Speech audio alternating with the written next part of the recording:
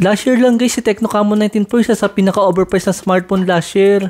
Dahil dati siyang 13K sa may SRP niya, na masyadong mababa yung specs para sa may ganyang presyo. Tapos 10,000 naman si Tecno Camon 19 nila, na naka J85 lang. Tapos ngayon guys, grabe ang presyo ng Tecno Camon 20 Pro ngayon, dahil 9,000 na lang siya. Napakalaki ng binaba ng presyo niya compare sa may Tecno Camon 19 Pro. Tapos mas mura pa rin siya guys compare sa may Tecno Camon 19 last year. Tapos upgraded pa yung ibang specs niya ngayon. Dating IPS lang guys si Tecno Camon 19 Pro. Naka-AMOLED na ngayon guys si Tecno Camon 20 Pro. Dati siyang single speaker lang. Ngayon is naka-dual speaker na. At dating 128 lang guys yung kanyang storage. At 256GB na ngayon. Tapos nito lang guys, meron nilabas si Tecno na Spark 10 5G. 87 yung kanyang SRP at napakapangit ng specs. Compare nga dito kay Tecno Camon 20. Na 300 pesos lang yung difference sa may SRP nila. Pero sobrang panalo ang specs. Storage pa lang guys, naka 128 lang si Spark 10. 256 si Camon. Overall guys, para sa akin basurang specs ng Spark 10 5G. Kaya huwag nyo subukan bilhin yan. Dahil sigurado magsisisi ka lang. Oo, naka 5G nga siya, kaso yun lang yung lamang niya. Paano naman guys sa may display? AMOLED siya, 120Hz sa refresh rate. Tapos naka-punch hole pa si Camon 20 Pro. Tapos teardrop 90Hz IPS lang guys si Spark 10 5G. Tapos naka 720p pa yung kanyang resolution. Sa camera mas maganda rin si Camon. Pati sa may charger guys, pati sa may storage. Dun pa lang guys, sobrang panalo na.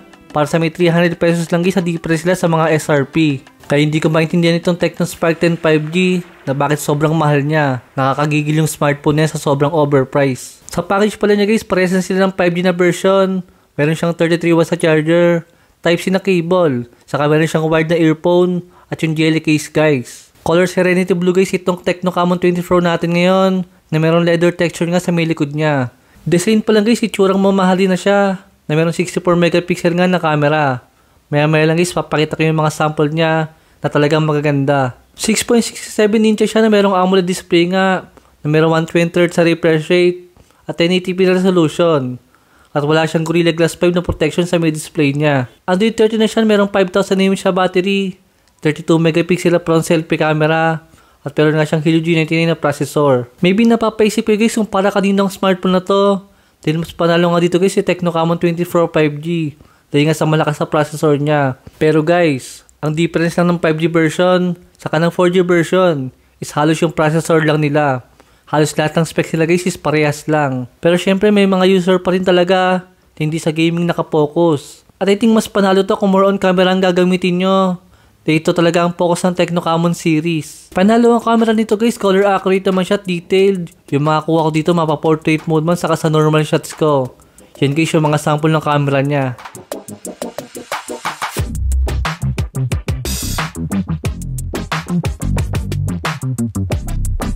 Siyempre, sinubukan ko rin yung kanyang video. Meron siyang 2K at 30fps sa video dito. Yan guys yung sample niya habang naglalakad ako. At medyo maalog siya. Siyempre, meron din siyang stabilization sa camera. Pero magiging 1080p lang guys yung kanyang video. At I think okay naman siya para sa akin. At kitang-kita dito yung pinagkaiba nila na mas stable nga siya. Same CPU nga lang si Infinix Note 30 saka si Camon 20 Pro na meron G99 nga. At ito yung Antutu score niya. Ito rin pala guys yung mobile data speed niya. Medyo mabagal siya since 4G lang naman siya. Pero hindi naman na halos ramdam yan pagka nag-games ka saka nag-YouTube. Sa SIM slot pala niya guys is naka triple slot siya para sa may dual SIM na nano SIM. At sa may micro SD card slot guys. Alam naman nga natin guys na pang casual gaming lang ang G99. At tamang-tama lang naman siya kung pang more on Mobile Legends naman lang nilalaro nyo. Meron lang siyang parehong high graphics dito saka high frame rate. Magkaka-ultra din naman yan. Dahil dating naka-high lang din guys si Povo 4 Pro. Pero ngayon guys, naka-ultra na siya. Pero magka-ultra man yan guys, is hindi nyo naman halos pararamdaman yan sa may actual na gameplay niya sa may Mobile Legends. At buti na lang din talaga, is naka-dual speaker na siya. Then madalas kila Tecno is mga naka-single speaker lang.